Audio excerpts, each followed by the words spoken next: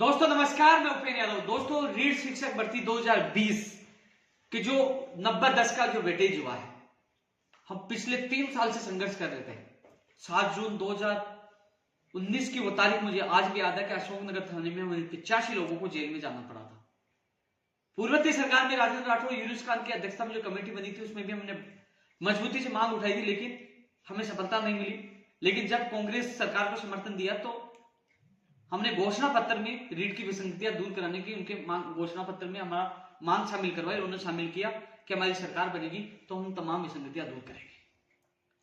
दोस्तों एमए के आधार पर बीएड करने वालों को भी हमने शामिल करवाने की मांग रखी थी, कॉमर्स वालों को भी शामिल करवाने की मांग रखी थी, लेकिन एमए के आधार पर बीएड करने वालों को शामिल नहीं किया गया, जो बड़ा दुखद घटना है। उनको शामिल करना चाहिए। जो वेटेज वाली जो हमने लड़ाई लड़ी थी, क्योंकि स्नातक का 10% होना चाहिए, हालांकि हमने तो 5% के लिए कहा था, लेकिन उन्होंने मना कर दिया था कि 5 नहीं हो सकता। और लगातार आपको वीडियो के माध्यम से, ट्वीट के माध्यम से आप लोगों को अवगत भी करवा दिया था कि हमारी एक ऐतिहासिक जीत है। क्योंकि दोस्तों ये चीजें आप जानना चाहो सत्यता के लिए तो 24 दिसंबर 2019 का जब 7:30 बजे जब मुख्यमंत्री शिक्षा मंत्री से मुलाकात हुई थी, उसके बाद आज 8:05 का उनसे साथ मेरा वीडियो था। उसके बाद मैं घर आके मैंने लाइव के माध्यम से आपको सूचित भी किया था कि रीट में स्नातक का वेटेज कम होगा और राजस्थान का सामान्य ज्ञान भी जोड़ा जाएगा। जब उस समय मैंने माननीय शिक्षा मंत्री जी को पूछा था, शिक्षा मंत्री जी ने कहा था कि जिस फर्स्ट लेवल पर्यावरण है उसमें हम थोड़ा सा सामान्य ज्ञान बढ़ा देंगे, जिससे राजस्थान के अभ्यर्थियों को ज्यादा फायदा हो, उनको ज्यादा ज्ञान हो।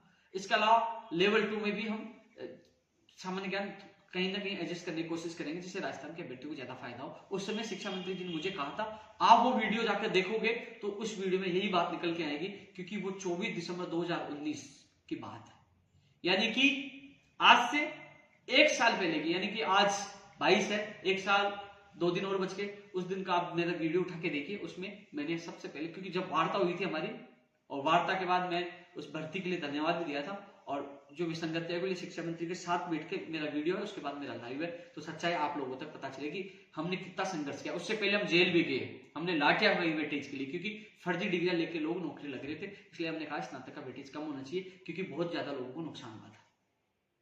रही बात वो प्रमाण पत्र की वैधता बढ़ाने वाली, मैंने बात रखी थी तो उस समय साफ मना कर दिया कि वैधता नहीं बढ़ेगी, क्योंकि हमें 12-13 साल की बढ़ानी पड़ती है, इसलिए 18 वालों की नहीं बढ़ेगी। कुछ लोगों की मांग लगातार आई थी, लेकिन दोस्तों मैंने आपकी बात रखी थी तो उन्होंने साफ मना कर दिया था।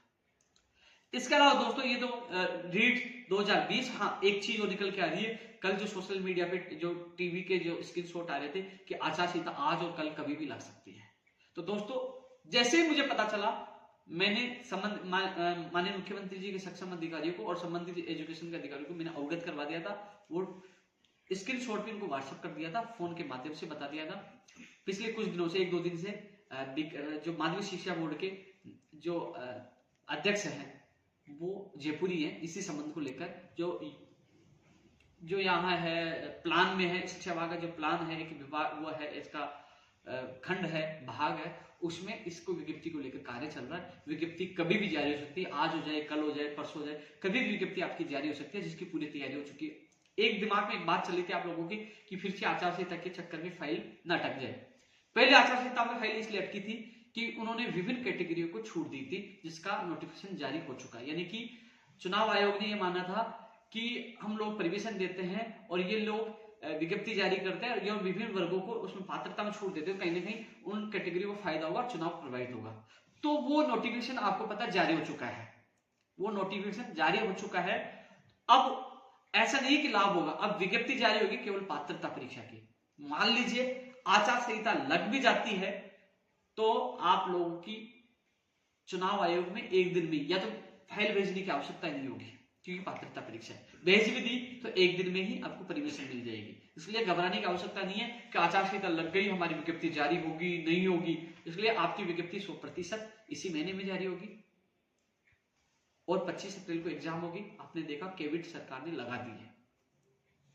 इसलिए साथियों ये वीडियो इसलिए मैं डाल रहा हूं, कई लोग भ्रमित हो रहे थे कि चुनाव आचार संहिता लगने वाली है, हमारी विज्ञप्ति जारी होगी कि या नहीं होगी। तो मैंने आपसे पहले, मैं बहुत एक्टिव हूं, क्योंकि किस प्रकार से दर्दी मेहनत के बाद ये भर्ती आ रही है। जो लोग कई सालों से तैयारी कर रहे थे, उनके सपने साकार के लिए वो कितनी मेहनत कर रहे थे। तो दोस्तों इसके लिए मैंने अवगत भी करा दिया। और कभी भी आज कल परसों तरसों कभी भी इस वीक में आपकी विज्ञप्ति जारी हो सकती है। तैयारी पूर्ण है। निदेशक महोदय, जो अध्यक्ष महोदय माध्यमिक शिक्षा बोर्ड के, वो जयपुर ही आए हुए हैं। इसके अलावा दोस्तों मैं थोड़ी सी चर्चा रीड लेवल 2 को लेकर करना चाहूंगा। दोस्तों मैं एक बार फिर उन लोगों के दिमाग से बात निकालना चाहूंगा। मैंने हमेशा मेरे वीडियो में लाइव में यही बोला, एक और सूची। मैंने कहीं भी वेटिंग का पक्ष नहीं लिया, न रिसफल का पक्ष लिया। लेकिन इतना जरूर है कि जो हाई कोर्ट ने निर्देश दिया था, न्यायालय ने निर्देश दिया था 2810 जो है और लेवल फर्स्ट की जो भी मेंशन पोस्ट है, उसमें एक भी पोस्ट कम करते हैं तो इन अधिकारियों की तानाशाही बर्दाश्त नहीं करेंगे। सबसे पहले इनके खिलाफ बगावत मैं करूंगा और हो सके जितनी ताकत होगी, हिम्मत नहीं होगी इनकी सीटें काट ली, मैं मेरे बेरोजगार की एक सीट भी कम करने नहीं दूंगा। हाईकोर्ट में जो आदेश दिए, जिन्होंने बताया एफिडेविट जो 30 सीटें खाली है, उस पर तो सूची जारी होनी चाहिए। और यदि कोई अधिकारी तानाशाही करता है तो खुला चैलेंज है, मैं देख लूंगा उनको। लेकिन जो रिसफल और वेटिंग के लिए आप कोर्ट के आदेश से सूची जारी हो रही है, कुछ लोग धमकी भी दे रहे हैं, जा रहे हैं कोर्ट में भी जा रहे हैं। भैया कोर्ट ने यह कह दिया रिसफल निकाल दिया तो मैं रिसफल वालों को विरोध नहीं करूंगा, और कोर्ट ने यह कह दिया वेटिंग निकाल दो तो वेटिंग वालों को विरोध नहीं करूंगा। मैं किसी का भी विरोध नहीं करूंगा, न किसी का पक्ष में आऊंगा। मेरा काम है एक और सूची जारी करवाना। आपको सोचिए यार, दो पक्ष बने हुए, एक का बोलता दूसरा गाली देता है। मेरी गलती ये थी कि अनशन करना, लाठियां खाना, जेल जाना और सीएम से जिद करके आपकी सूची जारी करवा रहा हूं, और उसके बावजूद भी दो पक्ष बन गए। बस उलझा तो बढ़ती को नहीं, बस इसलिए आप समझिए मैं किसका साथ दूं। हाँ ये जरूर है कि यदि पोस्टेड अभ्यर्थियों को नहीं हटाते हैं और यदि जो रिक्त पद इन्होंने बताया एफिडेविट दिया उन पदों को नहीं भरते हैं, उन पदों में से यदि कम करते हैं, तो भाई साहब वो मैं बर्दाश्त नहीं करूंगा। ये आप लोगों से मैं विश्वास दिलाता हूं। उसके खिलाफ आवाज उठाऊंगा और देख लेंगे अधिकारियों को भी तानाशाही करते हैं, उनको भी देख लेंगे। क्योंकि हाईकोर्ट में उन्होंने एफिडेविट दिया है, पोस्टेड को हटाने का आदेश भी है। लेकिन जो रिसफल और वेटिंग का जो मामला, प्लीज मुझे बीच में मत घसीटो। तुम सोचिए, पोस्टेड कह रहे कि उपेंद्र यादव हमारा दुश्मन है, हमें घर नहीं। अरे मैं आपका दुश्मन नहीं हूं भाई, आप भी चले जाते। हाईकोर्ट ने निर्देश दिया है, अब कई लोग कोर्ट में जा रहे हैं। कल मान लीजिए, आज तो उनको लगता है मैं वेटिंग वालों के पक्ष में हूं, कल मान लीजिए किस पर से कोर्ट ने कह दिया रिसफल निकाल दो, तो वेटिंग वाले कहेंगे कि हमारा दुश्मन है। बस कोर्ट खेलते रहना और बस उपेंद्र यादव को कोसते रहना। इसलिए मैं स्पष्ट कह दूं, न मैं वेटिंग का पक्षधर हूं, न मैं रिसफल का पक्षधर हूं।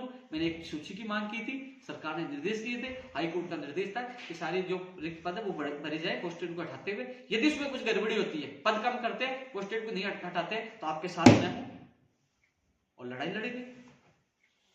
इसके अलावा प्लीज समझने की कोशिश करिए, मैं किसी को रोक नहीं रहा, भूल जा रहे हैं, जाइए। अब जो न्यायालय करेगा, न्यायालय कह दे रिसफल निकाल दे, ये भी कह सकता है कि भैया रिसफल निकाला जाए, तो भैया उनको मानना पड़ेगा हाईकोर्ट का निर्णय। और कोर्ट ये भी कहते कि भैया नहीं, हाईकोर्ट का आदेश की पालना होगी, जो इन्होंने हाईकोर्ट के आदेश की पालना की है, वेटिंग ही निकाली है, तो वो ये निर्णय न्यायालय को करना है। और जो न्यायालय आदेश देगा उसकी पालना अधिकारी को सरकार को करनी है। मेरा काम था एक सूची का आदेश सरकार से लड़ झगड़ के करवाना, मुझे मैं कर रहा हूं। माननीय मुख्यमंत्री जी का आभार है इस चीज के लिए, शिक्षा मंत्री जी का आभार है जो उन्होंने एक सूची का आदेश तो जारी की।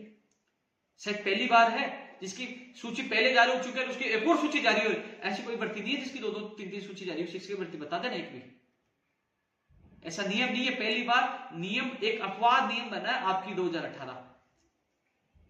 2016 वाले पूछ ली, सुप्रीम कोर्ट में गए, 17 वाले गए, आपकी भर्ती है, लड़ झगड़ के यहां तक आए। इसलिए ये निवेदन है कि आपस में सामंजस्य बिठाएं, जो सारी सीटें हैं उनको भरने के लिए सरकार को हम सबको मिलकर दबाव बनाना चाहिए, ज्यादा से ज्यादा बेरोजगारों को फायदा हो। लेकिन आपसे निवेदन है, मुझे इसमें ना घसीटे। जय हिंद, जय भारत।